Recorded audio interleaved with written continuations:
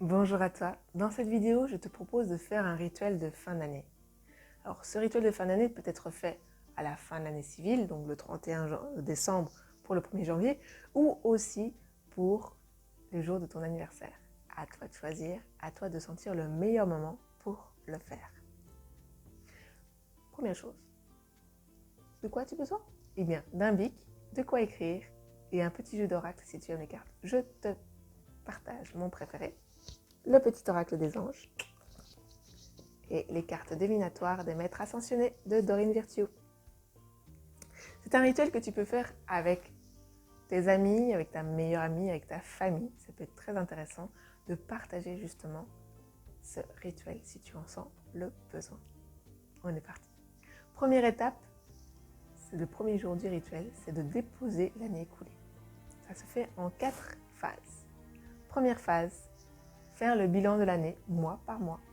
Donc, qu'est-ce qui s'est passé en janvier, février, mars, avril, mai, juin, juillet, août, septembre, octobre, novembre, décembre. Qu'est-ce qui a été agréable à vivre et plutôt désagréable à vivre? Quelles sont les leçons que tu peux en tirer?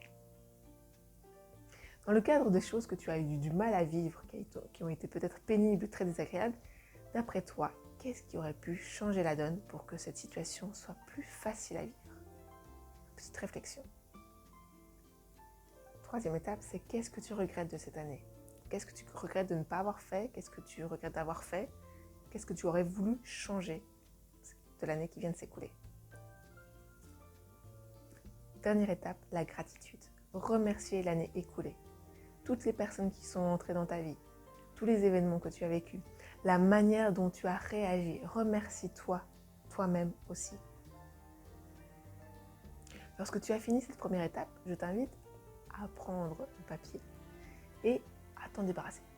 L'année est finie, pas raison. Pas de raison de garder ça, non. Alors, ce que tu peux faire, le brûler, ou l'enterrer, ou le noyer. À toi de choisir. Pour la deuxième étape, ça se passera le lendemain. On va accueillir l'année qui va arriver. On va planter des graines.